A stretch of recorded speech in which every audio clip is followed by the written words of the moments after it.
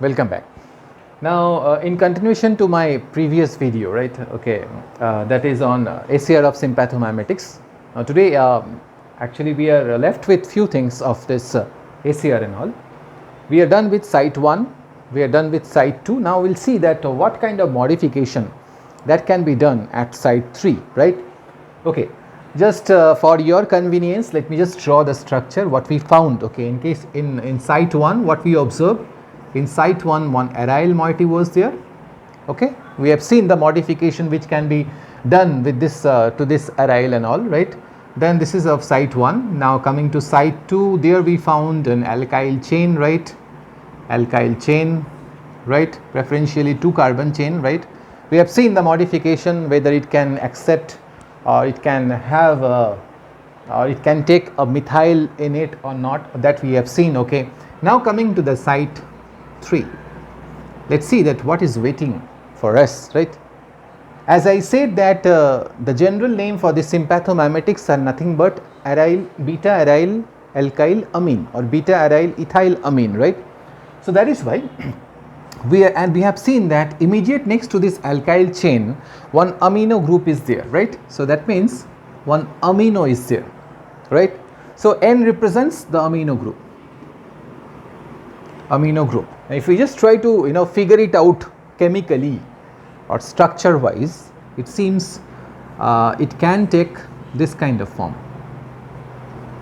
We have seen this is found to be one of the prerequisite, that is the catechol nucleus and all, and then followed by beta hydroxy essential also.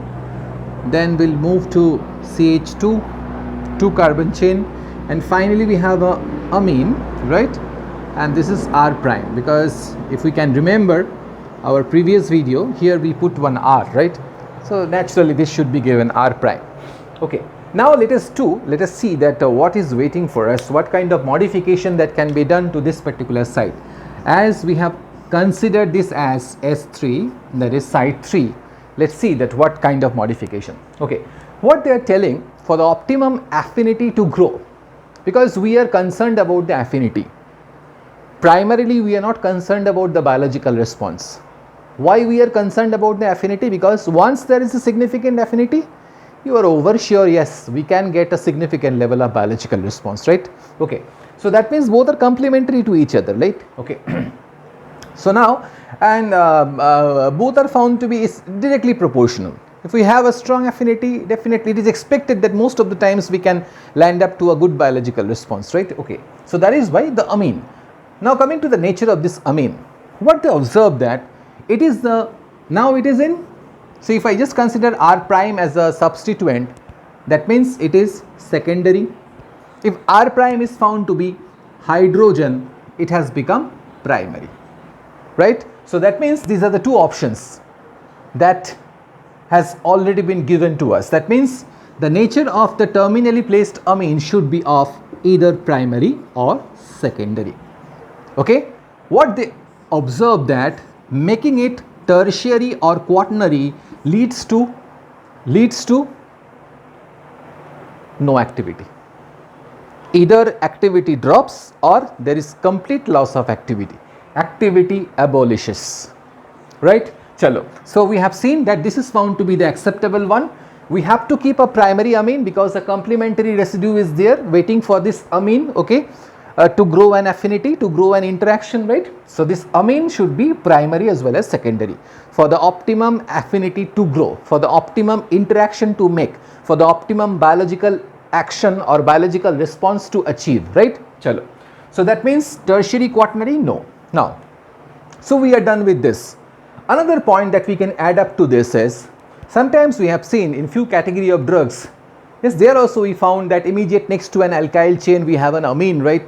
And sometimes what they did, that is they have just incorporated the nitrogen, the terminal amine, in a cyclic system and making it an allyheterocyclic system, right? We have seen in case of phenothiazines, right? In case of phenothiazines, the normal thing is found to be something like this. It should be a tertiary one, right? Sometimes we have seen that, yes, they have just made it like this. Right? Suppose this is your phenothiazine. And we have seen the importance of this side chain, right? importance of this side chain. Now the side chain is sometimes it has become like this. I am talking about thioridazine. In case of thioridazine, it is piperidyl alkyl side chain, right? Here the nitrogen has been incorporated in a cyclic system, but it has not been transformed into an aromatic one. It's a cyclic system, but still alicyclic system, heterocyclic system, right? Chalo. So what now in this case, in case of this sympathomimetics, there is no question of incorporating the terminal nitrogen in a cyclic system, right? So there is a bar in it, right? Okay. Now, so we have seen the nature of the terminal amine, right? Now let us see that what should be the feature of this R prime, right? Okay. As I have said that there is a two option. From the nature we came to know that it can be a primary, it can be a secondary, right? If it is a primary, straight away we can say that R prime is found to be hydrogen. Then also we can get the activity, right? Okay, but if R prime is apart from hydrogen, what should be the other thing that can be given to this, right? Okay, for the purpose of making a different type of drugs and all. Okay, so most of the times we have seen that an alkyl substituent is found to be much more preferable or acceptable, right? And what are the alkyls? Like we can start up the process with a smaller alkyl and we can just leading to and smaller alkyl, and we can extend it up to a tertiary butyl.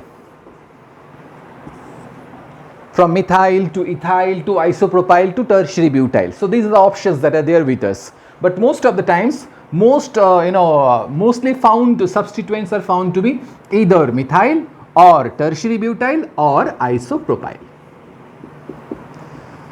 Right? So these are the possible substituent or possible feature of this R prime, right? Okay. So R prime preferentially should be made up of a hydrocarbon, right? And hydrocarbons, you can start up the process with a smaller alkyl like methyl, isopropyl, tertiary butyl. Now we will see we can extend it up to tertiary butyl, but beyond that we cannot go, right? Chalo. There may be a problem with the log P, and that is why beyond this tertiary butyl we cannot go. There is a problem with the acceptance. Because it has to be accepted by the hydrophobic pocket. If the dimension of the hydrophobic pocket or if the diameter of the hydrophobic pocket is found to be less than that of the bulky aliphatic substituent, what will happen? This cannot be accepted. So that is why this is found to be the limitation. This is found to be the higher end, this is found to be the lower end, right? Chalo. So now the thing is that whether we can get the similar kind of activity or is there any selectivity? If we just go from methyl to tertiary butyl, in between whether we can achieve some kind of selectivity, because most of the times we are after what? We are after either making alpha 2 agonist, or we can go after making beta 2 agonist. Okay, seldom we are after making beta 1 agonist, because we know that beta 1 receptor to be placed in cardiovascular system and responsible for the stimulation of the heart. Okay, so that means hyperstimulation of this beta 1 receptor may leads to the aggravation of the cardiovascular system, right? So that is why we are not after making beta 1 selective agonist. Instead we can make beta 1 selective antagonist, but in case of beta 2, lesser time will go after beta 2 antagonist, but the primary choice should be, primary aim is to make beta 2 agonist, so that we can give it to the patient who is suffering from asthma. In my last video I explained what for we are after making beta 2 receptor agonist, right? Because it is the beta 2 receptor being placed at bronchial smooth muscle. It is also placed in your uterine smooth muscle, right? So that is why, and this can be exploited in during the labor or during the pregnancy period and all, right?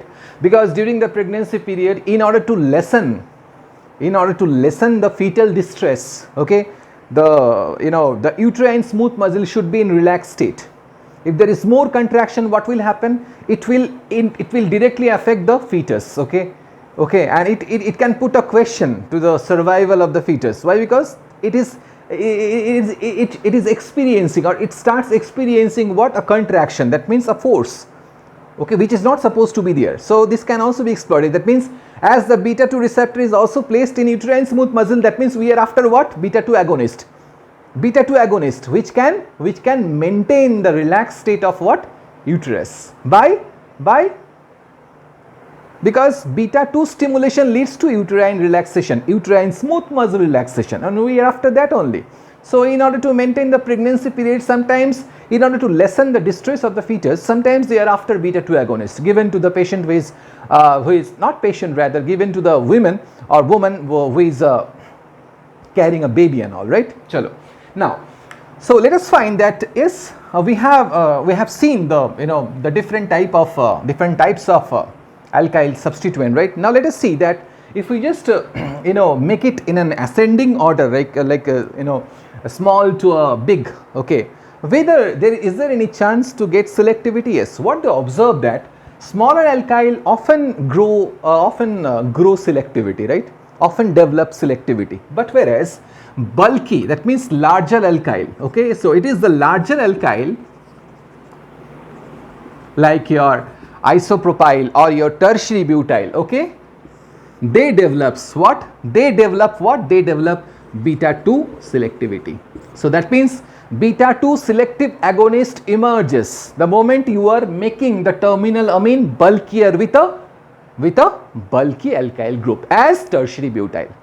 So if we just put the example tertiary butyl, that means it is the feature to be kept for beta 2 agonist, right? Whereas leaving it as such like primary, you won't find any selectivity.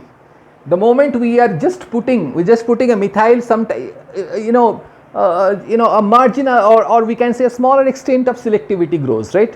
And if we and the moment we reaches the extreme level, we can get the total selectivity, beta 2 total selectivity. That means it is solely a beta 2 selective agonist, like your terbutaline, like your salbutamol. In those cases, in those compounds, you should find the tertiary butyl has been kept at the terminal amine as a substituent, making it secondary, right? The secondary amine holding a tertiary butyl. Okay, that means blindly we can say bulky group means beta 2. That means beta receptor. If it is more bulkier, that means isopropyl, okay, beta selectivity. If it is tertiary butyl, beta 2 selectivity, that we are after, right? Chalo. So now with that we are done with site 3. So what we studied in site 3, in case of site 3, what we found that tertiary amine, okay, the amine should be primary, the nature of the amine should be primary as well as secondary, right? No tertiary, no quaternary, right? Now we have seen the moment we find that the terminal amine is found to be a secondary one, we'll go after the pattern of the substituent, right? We have seen that if the substituent is found to be a smaller alkyl, we won't find selectivity, right? But if it is found to be a larger alkyl, we can find selectivity towards the subtype. That means it has become, the moment we are just replacing it with a tertiary butyl, if the hydrogen is replaced with a tertiary butyl, we can develop a beta 2 selective agonist, right? And another thing is that the terminal nitrogen should not be kept in a cyclic system, right? So these are the few points that we can put while dealing with the site 3. Now, so with that we are done with what? With that we are done with the SAR of sympathomimetics, directly acting sympathomimetics. Now in a nutshell, let us just say, first and foremost you have to draw the structure. Then what we studied in site 1, right? Site 1. What are the things that need to be incorporated? First and foremost, the aryl moiety, the aryl ring or aryl group rather, right? Okay. Then catechol, you have to say about catechol, right? Then positional alteration to make it resorcinol, right? Resorcinol. Okay. Now then the modification of meta hydroxy leads to leads to beta selectivity, as in case of salbutamol, right? Modification of meta hydroxy with a similar kind of functional group, which can also which is also been able to form hydrogen bond with the complementary residue, right? Okay, then modification of meta hydroxy, and at the same time in addition to its biological response, we have also seen that if we just try to modify the meta hydroxy, the agent simultaneously grow resistance towards COMT, right? So COMT resistance, right? COMT resistance grow, right? COMT resistance as a result of this particular resistance, as a result of this particular modification and all, right? And then what we found that And so this is all about your site 1, right, the modification, okay, which are likely to be met with the site 1. Now site 1 is over. Now site 2, what we found in site 2, the site 2, that means an alkyl chain, okay, alkyl chain of 2 carbon, right, has to be kept, has to be attached to that particular aromatic ring, right, and neither lengthening nor shortening is acceptable, right. And then at beta carbon, a hydroxyl group is required, right, hydroxy group is required, and the moment we are just incorporating a hydroxy, that means chiral center generates, right, chiral center generates. It is the chiral center that eventually leads to the development of 2 isomers, right, and in that we have seen that it is the R form that is found to be biologically significant, right, biologically significant, biologically predominant rather, right. Okay, coming to the beta alpha carbon modification, yes, we can go for branching of the alpha carbon, and that too with a methyl group, right, and definitely we are growing an affinity towards alpha 2. That means the moment we are just putting a methyl group, or we are going for branching of this alpha carbon, okay, which eventually leads to the formation, leads to an increased affinity towards alpha 2 receptor, okay, alpha 2 receptor, okay. And moreover, another thing is that the moment you are just going for branching of this alpha carbon, what will happen, you can also grow resistance towards the metabolizing enzyme like MAO, right. So MAO resistance will develop the moment you are just making that particular alpha carbon a branched one, right.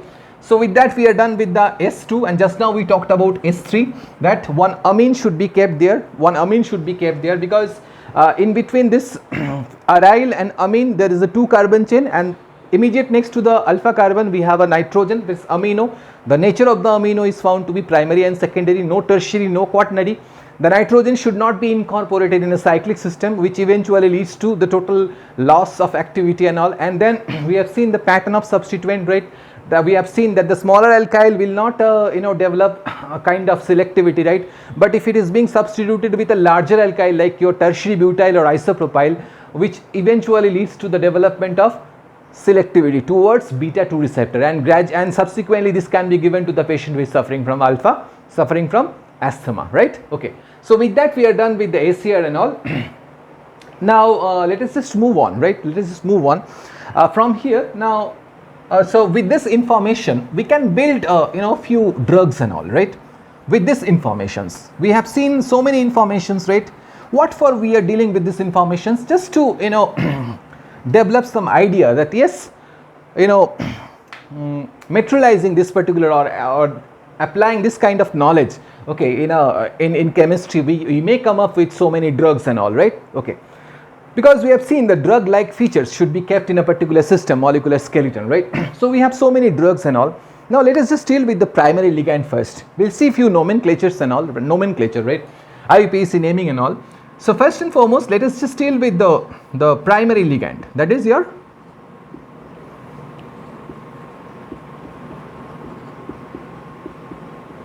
so this is your noradrenaline, is it? No, we have to put a catechol. So catechol is here now. So this is the biggest one, or the bigger one, right. So can we say, if we just see it in this way, right, just for the time being just ignore this portion, right, there is no such things has been kept here, right. Okay, this is what basically, this is benzene 1,2-diol, is it? Chalo. So this is 1 and this one is 2. So this is basically benzene 1,2-diol, right. Okay, to this benzene we have another substituent here, right, and the substituent is placed at 1, 2, 3, 4, at 4th position. At 4th position the substituent is what? This is found to be the primary one, that is found to be alkyl, right. The next to this alkyl one nitrogen is there, because we have already considered this as a parent. So there is no nothing say here we should not prioritize, because both has to be considered as a substituent only. Here is not that we are after what making an framing it in the form of amine or all, right, because if we just consider this as a separate entity, so this is all, the all should get the preference. Why? Because we know the rule of OSNP, accordingly this should get the preference. So likewise it's nothing but 1, 2 amino ethanol, or ethan 1 all, right? But this is not like that, because these things, the entire thing is acting as a substituent to this benzene 1,2-diol, right? So that means at fourth position we have a ethyl. To that ethyl, so this is the ethyl 1, 2. Okay, it is the second position that is holding what? Amino. So basically this is 2 amino, 1 hydroxy, ethan 2-yl, 1-yl, sorry, this is 1. So this is 2, 1 to 2 amino, 2 amino, 1 hydroxy, 1 hydroxy, because we have put here, this is the parent has already been put here. So that means there is no question of again dealing with an all, right? Instead of that, we'll just consider this as a hydroxy. So this is 2 amino, 1 hydroxy, ethyl, 2 amino, 1 hydroxy, ethyl, because all the things like alkyl chain, amino and hydroxy all are acting as a substituent, right? So that is why amino, hydroxy, alkyl. Got my point? So this is 2 amino, 1 hydroxy, ethyl. So just 4, put a start the bracket first, 2 amino, then 1 hydroxy, then ethyl, right? 4 is found to be like this, right? So this is the thing. So as a whole, if we just merge them all together, this is nothing but what? 4, we have to start the process with this, 4, 2 amino, 1 hydroxy, ethyl, close the bracket, and then benzene 1,2-diol, that's all, right? So this is how we can go for the naming of what? Naming of noradrenaline. So this is noradrenaline. If it is found to be an adrenaline, then 2 is holding what? If it is found to be, sorry, this is noradrenaline, and if it is noradrenaline, that means one methyl should come here, right? Methyl should come here. Methyl, that means we have started growing affinity towards beta receptor, not the subtype selectivity, but towards the main selectivity, that means type selectivity. This can be, these are of 2 types, right? 2 types, that means beta and alpha. So we are just developing the affinity towards beta receptor, right? But the moment I am just making CH3 whole thrice, immediately we'll go after, we can say that this is found to be the feature of beta 2 selective agonist, beta 2 selective adrenergic agonist. Got my point? Chalo. So now this is your methyl. If it is found to be methyl, then you have to say methylamino. So 2 methylamino, then 1 hydroxy ethyl. Got my point? Chalo. So this is your the nomenclature of what? Nomenclature of noradrenaline and all. We have few more, right? We have few more. Now let us deal with few another one, right? Let us just take anything, right? Your salbutamol, right? Salbutamol. Chalo. So now let us just take salbutamol. So how this is salbutamol? Okay. So how the structure will be? So I strongly suggest, because the way I have developed the naming, developed to learn the naming as well as the making of the structure is somehow a different thing, right? First and foremost, I go after dealing with the name. You have to deal with the name first, right?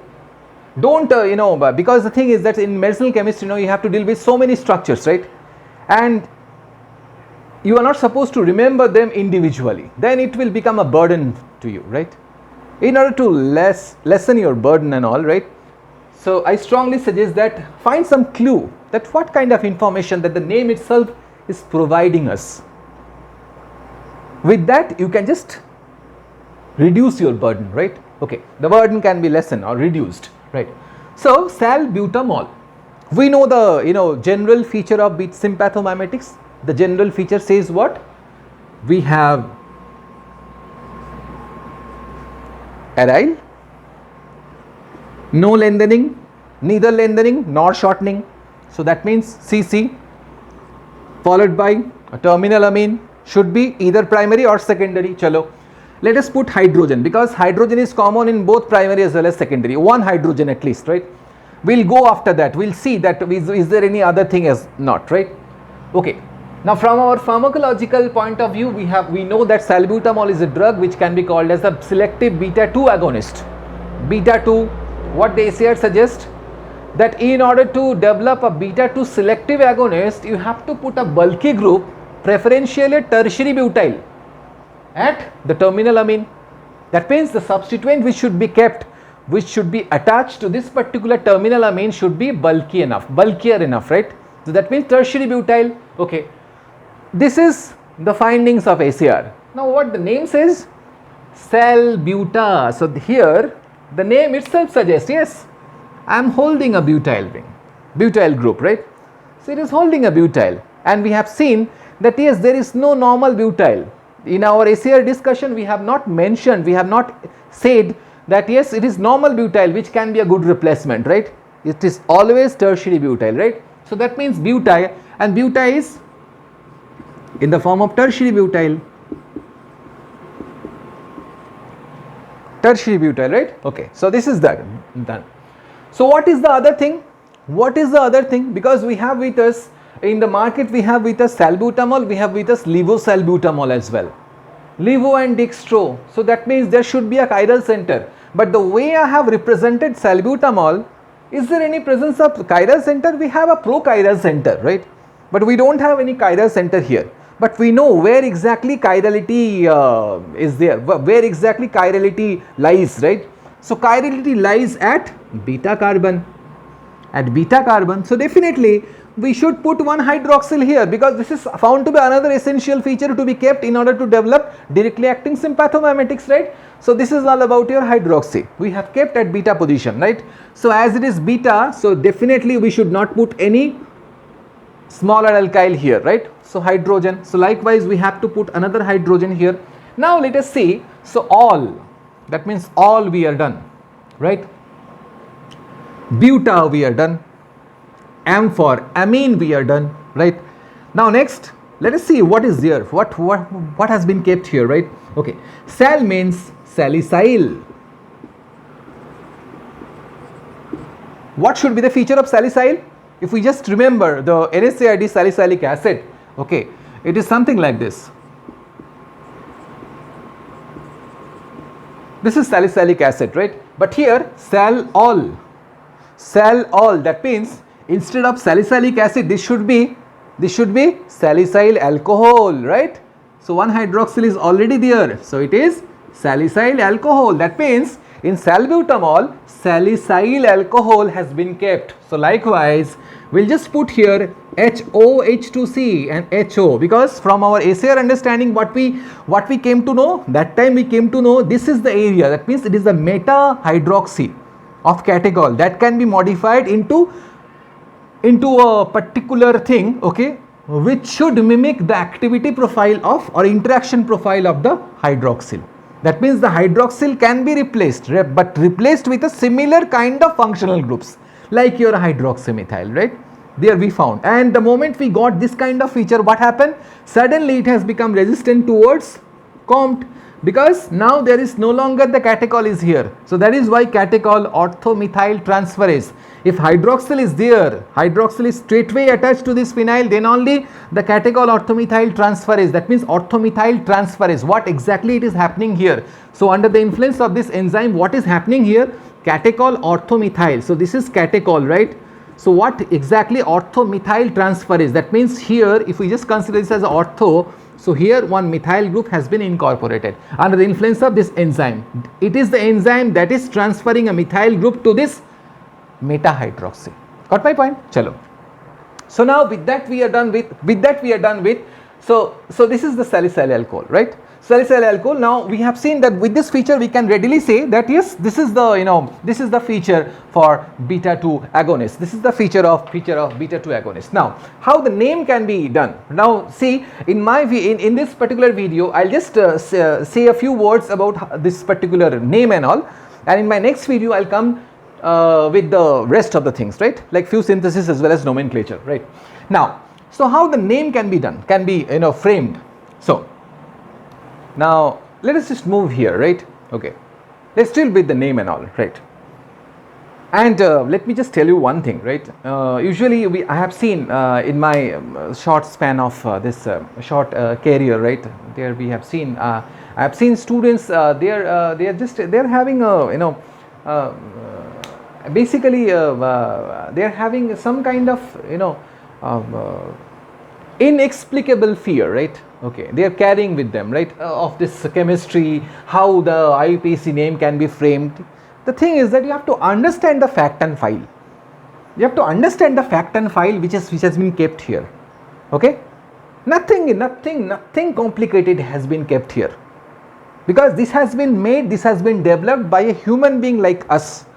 So you have to believe the way is on the way, then only you can just reproduce it, and you have to practice it. You have to practice it, but not by heart it. You are not supposed to by heart chemistry. You have to understand the fact and file, and on the basis of that you have to write, you have to generate. Okay, now let us come here, right? All this philosophical speculation, just keep it aside for the time being. So this is your salbutamol, right? How the salbutamol can be developed, okay, and all are interlinked. So first and foremost you have to deal with what? Deal with the receptors, then the primary ligand, then their features, then the SAR, and once you are done with the SAR, then just move on to the compounds and all, right? Because from the SAR study only we have borrowed the information, right? And apart from that, the name itself, it has unfolded 60% of chemical features, if I am not wrong. Unfolded salicyl alcohol, tertiary butyl, amine. What is left in it? Almost all the things we have extracted from the name itself. So this is the way. First and foremost you have to deal with the 90% of time you can find some clue that has been kept in the name itself. That has been kept in the name itself, right? I can give you a beautiful example, right? So let me just spare a few moments, right? Or else, yes, some like your diclofenac, right? Diclofenac. Can we extract the the chemical feature from the name itself? Yes, definitely. Why not? Diclofen. I'm just putting here like this. Clofen. So di means 2, clofen means clofen portion, that means 2-chloro 2-phenyl, and AC for acetate. So if we just try to figure it out how it looks, right? The extra thing, the only thing that you need to remember is these 2 phenyl ring systems, okay, they are being merged by a bridge that is amino. That's all about diclofenac. Nothing extra to remember. Only thing is that the way we have just extracted the clue is something like this. You have to deal with the name first, right? Chalo. Now let us see that how this can be named, right? Okay. So here also there is no benzene 1,2-diol. The one which we found in case of noradrenaline, there is benzene 1,2-diol, right? But here it has been changed, right? Diol, no diol, only monool. That means, can it be called as a phenol? Yes, this can be called as a phenol, right? It is a phenol. The phenol at its 2nd and 4th position holding what? 2 substituents. This is what? This is your hydroxymethyl, and the 4th one, the bigger one, right? It's not that much bigger, right? We have already seen that. Now the 4th one is holding what? So this is 1, this is 2, 1, 2. 2 is holding what? Tertiary butyl amino. It can be called as tertiary butyl amino, right? In IUPAC only this can be called a tertiary butyl amino. But apart from calling it as tertiary butyl amino, the tertiary butyl can also be named at what? Named as what? 2-methyl propan 2-yle, right? Or simply 2-methyl, 1, 2, 3. It is a 2 that is holding what? A methyl. So 2-methyl prop or propan 2-yle, because it is the substituent at its 2nd carbon, it is having a direct link to this nitrogen. So that is why either tertiary butyl amino or 2-methyl propan 2-yle amino. Got my point? So Now, so at second position we have, so it is the fourth, that is holding what? That is holding at its second position, it is holding what? Tertiary butyl amino. So likewise tertiary butyl amino, I have just incorporated tertiary butyl amino. Then what? So this is tertiary butyl amino, right? So tertiary butyl amino we are done. Next is what? 1-hydroxy, put 1-hydroxy. Then the hydrocarbon chain is nothing but ethyl. So basically this is what? 4-ethyl. So 1-hydroxy, 1-hydroxy, 4-ethyl. This is the fourth. Okay, at the very beginning we have to put 4. Then we have put one third bracket. Why third bracket? Because this is the extra thing, right? We have just incorporated in a first bracket, within a first bracket, right? So this is tertiary butyl amino. Here you have to write tertiary butyl amino, right? And then 1-hydroxy. Then what is left in this process? Ethyl. And then finally, once we are done with this, close the third bracket. Then 2-hydroxymethyl. Then phenol. That's all. Got my point? 2-hydroxymethyl, you can just put it within bracket also, no problem at all. But it can be given, it can be put under bracket also. Like 2-hydroxymethyl, and then finally this is phenol. No benzene 1,2-diol. Why? Because the all has been replaced with a hydroxymethyl. So that is why once we are done with the major substituent like 4, likewise you have to present it. You have to present this one, and then 2, another substituent hydroxymethyl, and then finally phenol. That's all. So this is about salbutamol. So today I'll just stop here. Now in my next video I'll come with few more things, few more nomenclatures and few synthesis as well, right? Okay. Thank you for your patience and all. Thank you so very much.